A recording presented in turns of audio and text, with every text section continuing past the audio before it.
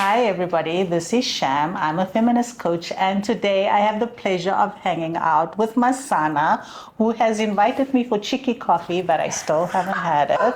But today we are talking about love and liberation. So, Masana, do you want to introduce yourself? Hey everybody, I am so excited to be here with Shamillah. I have been fangirling her from a distance for many, many years, and we finally had the pleasure to meet last year. Was it last year? Year before last? The year before last, we finally met. Yeah, it was amazing. I think I Yeah. overwhelmed your system a little bit. No, you didn't. I was just like, wow, this is a lot, but it's good. A lot of admiration. Bring it on. People must have their flowers for the work they do. I'm introducing myself. I am Masan Mulaudzi. I am a feeling, growing being in the world. I'm a mom to a feminist baby. And Very important. yeah, it's one of my favorite things to do on earth. And when I'm not doing that, I guess people call me a feminist economist. Ooh. But don't ask me to analyze graphs or anything. Wow. I was just intimidated for 1 second until you said that. I just lost the intimidation after that. This is good. I don't want that. No, but thank you for introducing yourself, and thank you for making the time to come and chat with us. When you hear, so February is the month of love, but I want to focus on not on romantic love. I want to focus just on love, like the love that surrounds us, the love within us. When you hear the word love, liberation, revolution, like how do you think those are connected to each other? Oh my, what a question. Sure.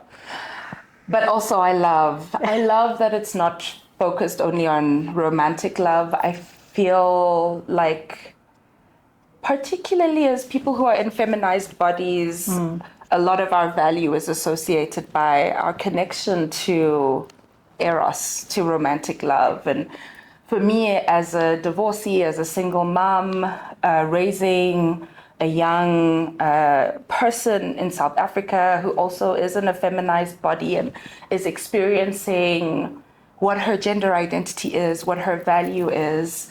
Love has really looked like, well, I guess bell hooks, right? Love being in service of another, actions. And for me, it's connected to liberation in a sense that I don't know that we can connect to the humanity of anyone else and say we love anyone else if we don't fundamentally believe in their value and their right to be autonomous and to exercise choice. Yeah. And isn't the highest degree of love exercising choice to be with and amongst and to be in service of? Exactly. Yeah. And I think in these times, right, like those are the things that I think are at the top of our minds right now with what's happening in the world. We just saw the inauguration of Donald Trump, which I think, we all of us are left very anxious because we can see possibilities and we don't quite know. So I love that you mentioned bell hooks. That's my favorite author and I created a deck on radical love. So I have some of bell hooks' cards here. And I want to use that as a way for us to be in conversation, right? I love that. So one of the things that I think, speaking about what you're saying, that bell hook speaks about is anti-oppression and saying the moment we choose to love, we begin to move against domination, against oppression. For me, what this means, like building on what you said, it's, we choose to love. It's like that agency, that autonomy.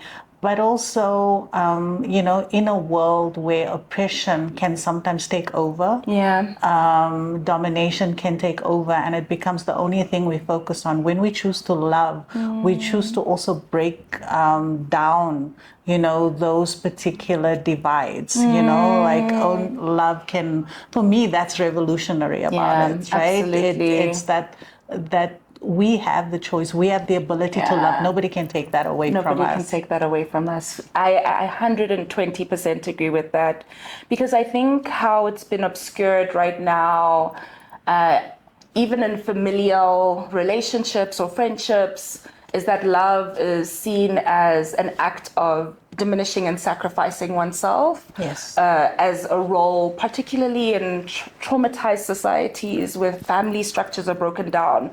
Love is obligation and duty and sacrifice. And often that sacrifice is expected from people who are feminized. And once you, I think, accept the dignity, love is choice. I'm choosing to sacrifice. I'm choosing to be with. And that also means I can choose to be away. I can choose to be in solitude. I can choose to be in rest. And I think there's like an intimate relationship between the love we show others and the love we show ourselves. It's that dance. It's a dance, right? And so Bell also talks about choice and agency, saying when we choose to love, we choose to move against fear, against alienation and separation. The choice to love is a choice to connect, to find ourselves in the other. But what I love about what you just said is not only find ourselves within the other, but in ourselves as well. Because I think that's the part, like I was actually doing a bit of a writing exercise with one of my colleagues this morning, and we talked about the paradigm that we grew up with. And one of the lines I wrote in there was, being taught how to be in this feminized body, right? Like be good. Yes. What it means, woman. what it means to be good, and what it means to be good is like, and I think the words we used that I found really beautiful was, a lot of that is sacrifice, a lot of that is comparison, but then a lot of that is also hiding. Right, like that dance that growing up in the societies we've grown up in that haven't always accepted all of us, all of ourselves. We've had to either hide ourselves, we've had to deal with, we've had to sacrifice because, as you said, living in these bodies means that. So for me, that's why, choosing love for ourselves and as a very conscious part of who we are and our experience of ourselves is revolutionary because of that. Absolutely. I mean, I have a follow-up question for you because what you shared made me think of, I think last year was the first time I really loved myself, like in my entire life, and I'm 36, right? So I can't imagine what I've been doing for the past 35 years. And once I stepped into a capacity to love myself, which I learned by witnessing the love of feminists towards me, the love of community towards me. I had to learn that the things I wasn't hiding within myself were still lovable, that the shadow, the villain. My daughter used to be obsessed with villains, and I used to be like, this kid is going to grow up to be a murderer. But she taught me to empathize with villains and like villainous and the shadow, and that has been life-changing. So how did you come into that journey where you loved yourself? I think like my first intimate relationship, I came into it expecting the other person to shower me with love, to give me all the love that I've never got in my entire life, like where I felt invisible, where I felt not seen, not acknowledged, not valued, and so I put all of this on this one person, and then obviously that's like a recipe for disaster. because no one can do it.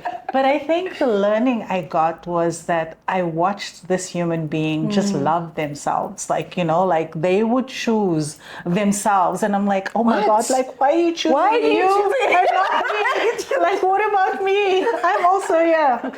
I think it was when the relationship ended that I figured it out. I figured, oh, that was my teacher.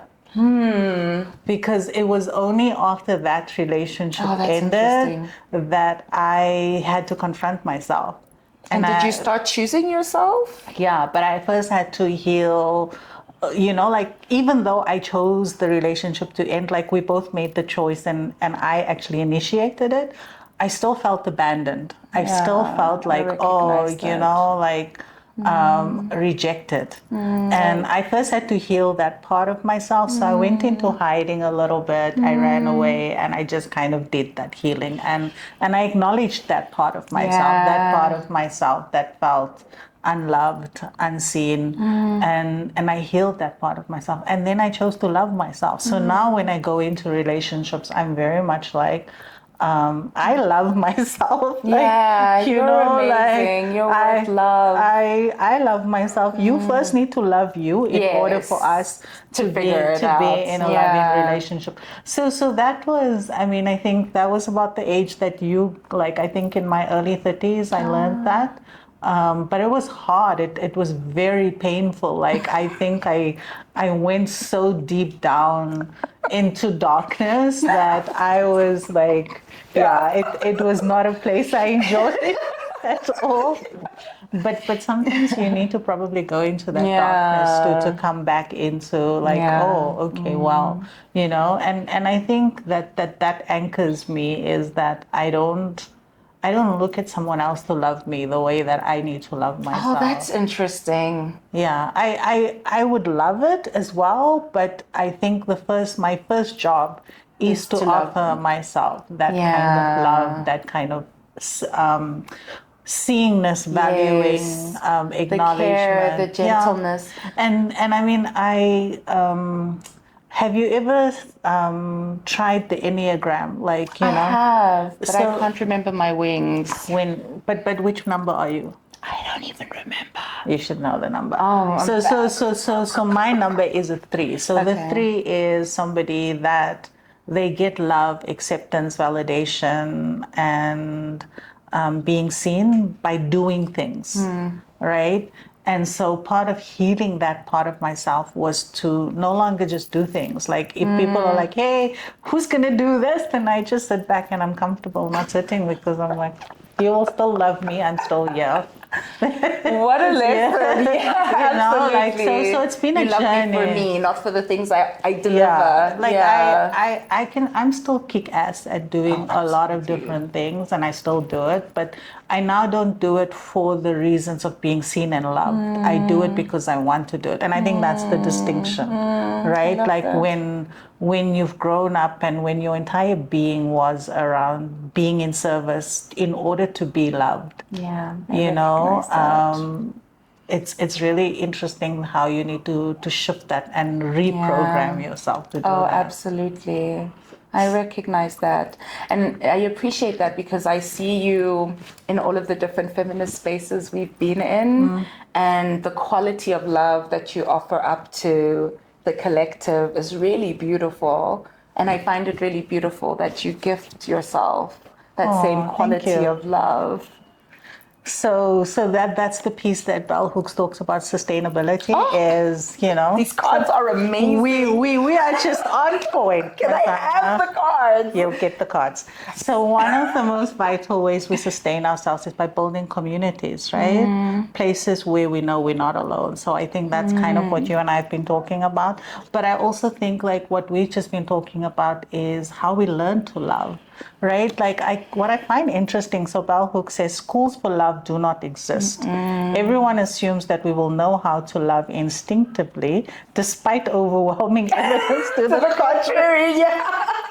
I love that. That is so true. Very true. Like I often find it in my coaching, like when I get couples come and then I'm like, and then they are just confounded by the fact that they are struggling to love each other. And I'm like, but why do you think you should just know this instinctively? Yeah, absolutely. You know, you should just see it as a way that you learn how to love each other. And so I think the journey that both of us have been on self-love is almost like a school. Like we've both had different ways of getting our classes. Yeah, yes. Absolutely. I mean, for me, my biggest journey was actually being in therapy and just like, you know, you reach that place of being constantly sad. Yes. And there's nothing triggering the sadness. There's just, and it was actually around the time of COVID, recognizing what's happening in the world, recognizing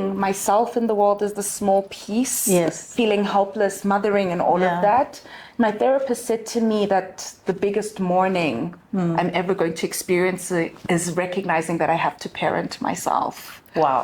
And that hit me like a ton of bricks. And I spent years mourning, like longing for motherly love, Yeah, longing for fatherly love, and then acknowledging that there's no one person who's going to give that to me. Yeah. And then looking at my daughter and then saying, that's not going to be your wound. Yeah. But in order for that absence of parental love to not be your wound, I have to do the work. Exactly. I have to, like, even if I don't believe it, you need to see me saying the affirmations. You need to see me grabbing my love handles. I do this thing. Oh, it's so terrible to say in public. I take my love handles and I just bounce my belly. I'm like, I love my belly. And it's Yes. just like this weird, unashamed, I'm here and Yeah. I'm here for you. Yeah. And I love me and you come from me. Yes. And I have enough love for all of us. Wow.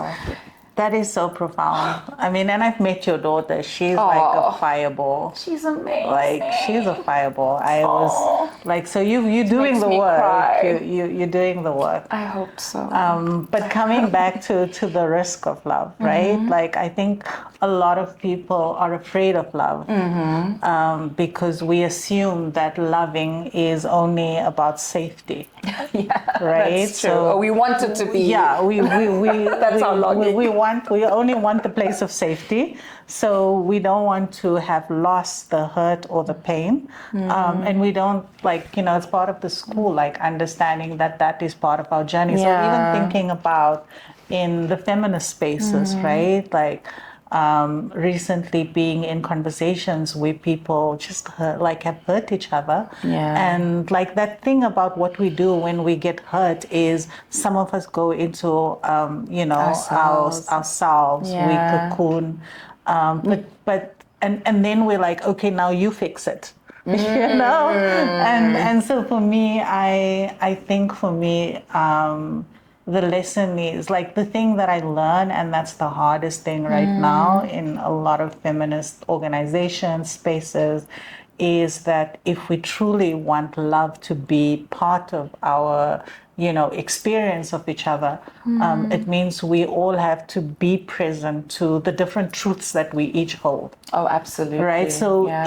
in this particular moment, you may be experiencing something, but I may be experiencing something different. It doesn't mean that either is wrong. But like it's being willing, to say that, okay, in that moment where I experienced pain, someone else didn't experience that. It doesn't mean that they are wrong. Absolutely. Absolutely. It reminds me, in fact, of how love, if we say we love, and I'm going to start with friendship and then maybe move to organizations. If we say we love within our community of feminists and Yeah. friends, we have to be willing to take on the work that we'd Yeah. be willing to do in romantic relationships, which is Absolutely. about raising the conflict, confronting Yeah. it. Yeah. And I noticed in my 30s, as I was facing the solitude, that so many of us were walking away from friendships yes. because of things that could be resolved through hard conversations. And so, And so we bring that into organizations. exactly. As well, right? We shirk away. And, Donna Andrews says her feminism isn't nice, right? Her feminism is, now I'm blanking, her feminism is frank.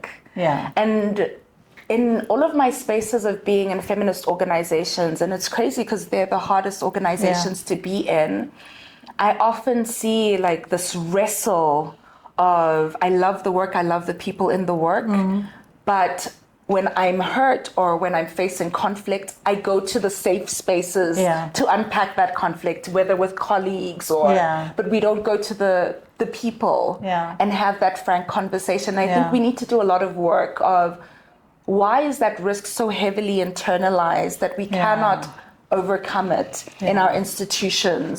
But it's also speaking to the fact that many of us are walking around, like you said, you consciously do the work for yourself.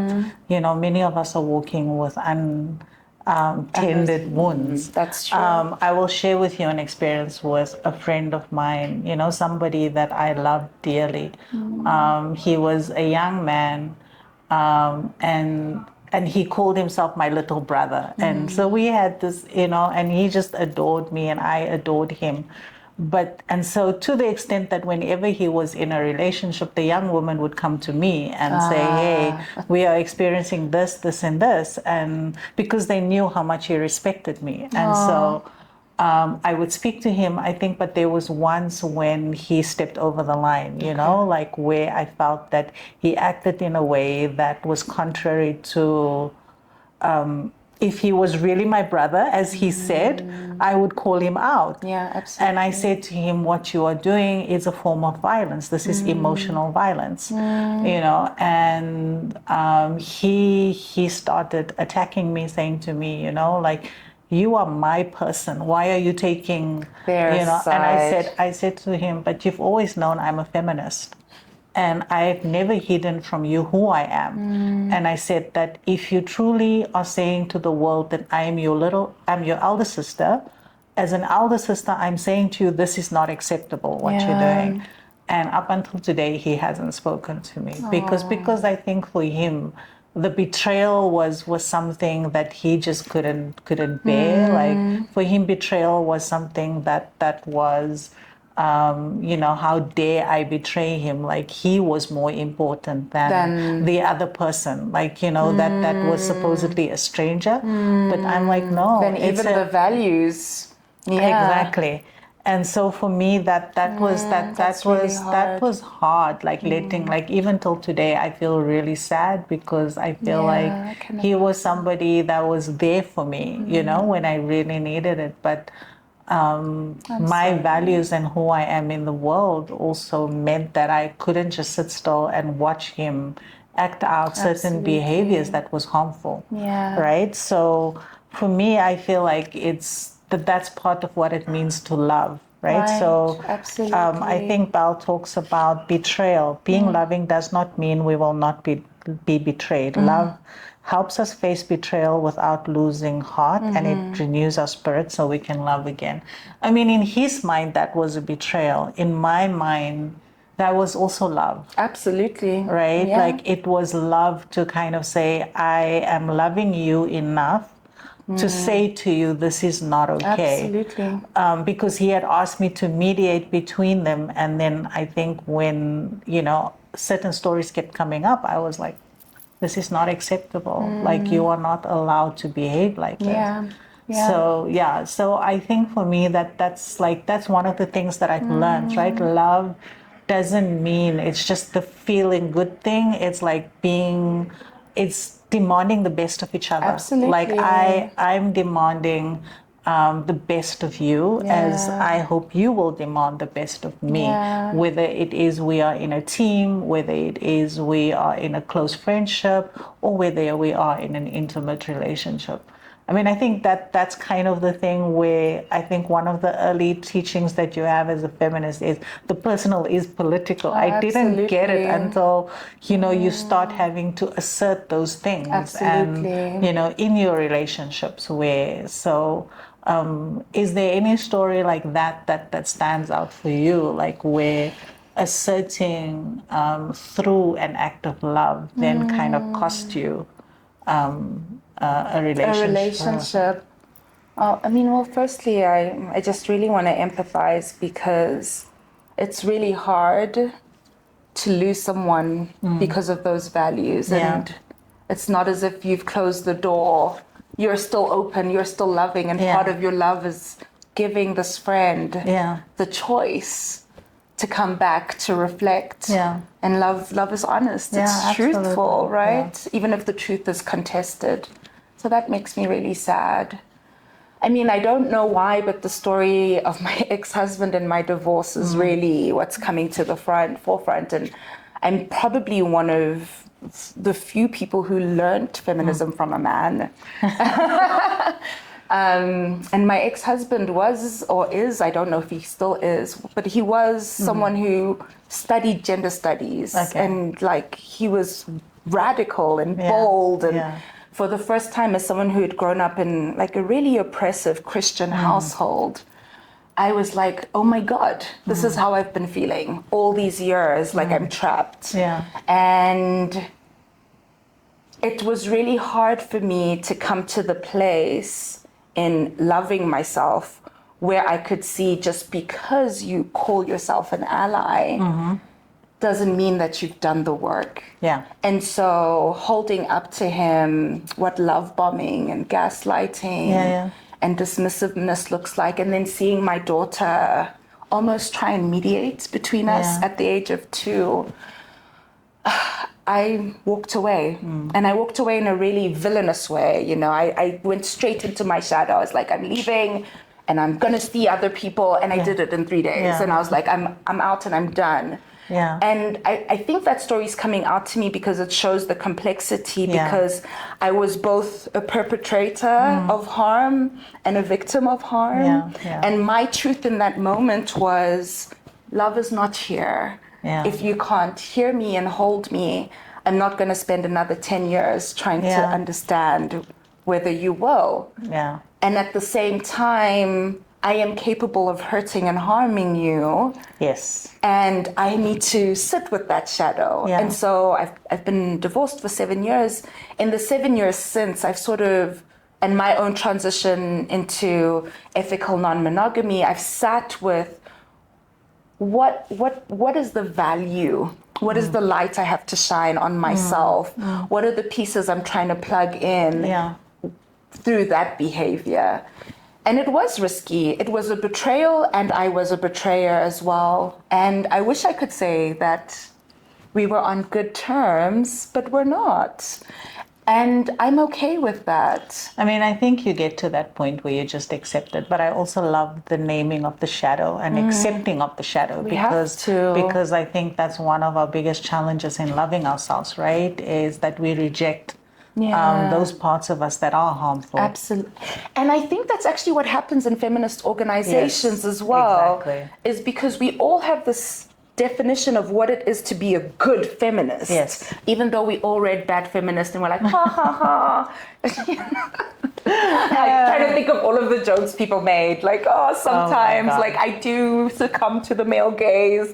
But it's actually far more insidious than that. Absolutely. You know, it's how we internalize the disappointment when we see the shadow in another feminist. Exactly. And I think it's like, I think somehow for the longest time within feminist spaces, there was a lack of honesty in naming it that's true. and addressing it. And I think that's why a lot of feminists are walking around quite wounded today, because of that lack of, I think, capability to do that, because we've also been traumatized by life. Yeah, that's so true. So, and we've deified, we've made gods out of the good feminists. Exactly, and there's no such thing. Yeah, like, I don't want to be anyone's god.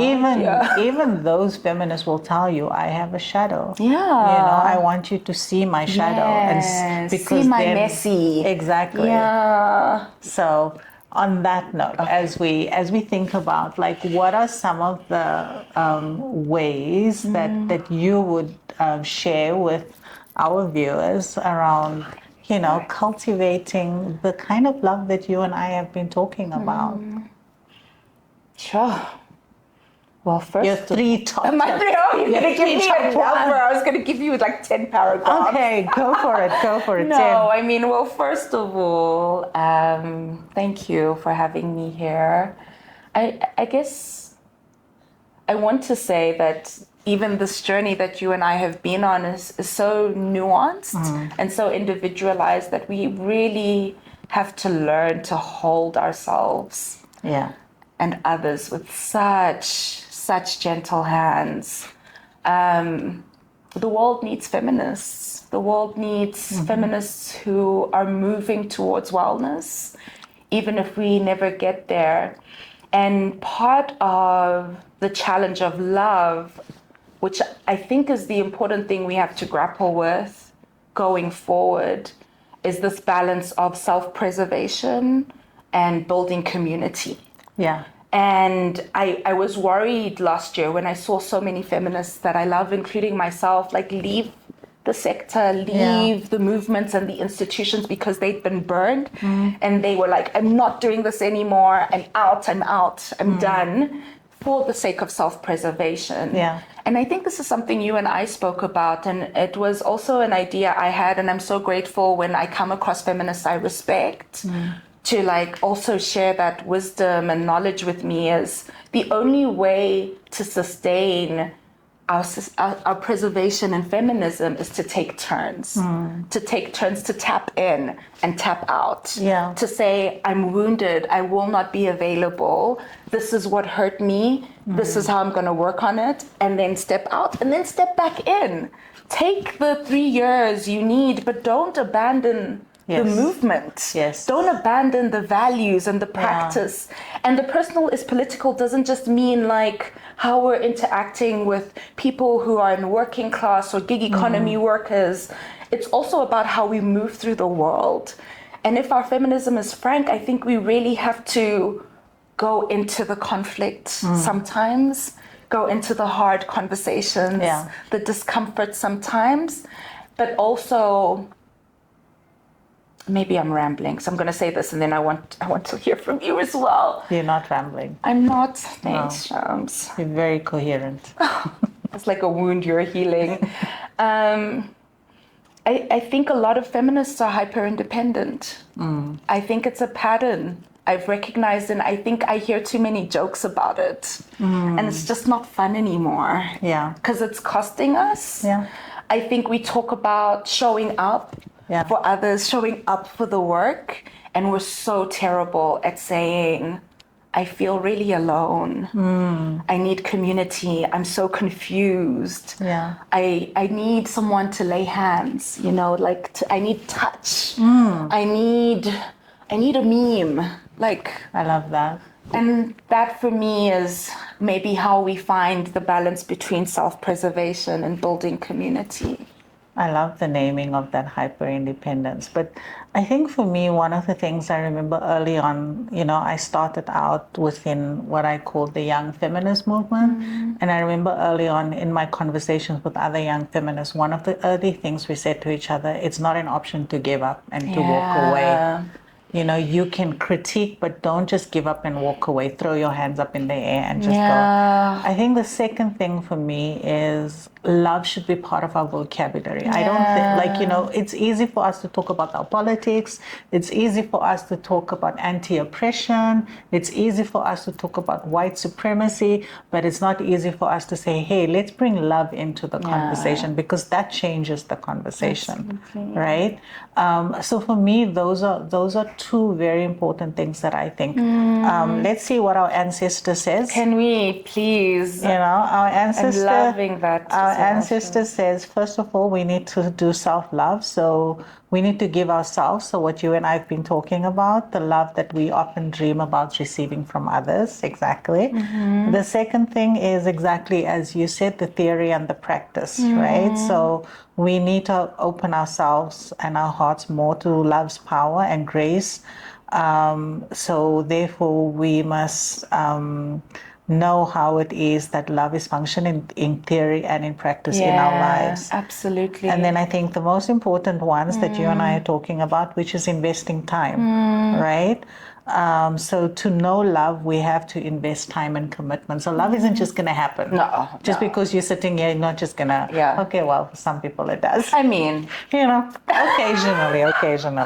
And then the last one that I love is Love's Cocktail, where I named this Love's Cocktail, which is to truly love, we must learn to mix various ingredients. So care, affection, respect, commitment and trust, as well as open and honest communication. I want to share something with you quickly as we close. There's, I've been doing this practice, I've been learning this resilience toolkit. There's a resilience toolkit that is run by Lumos organization.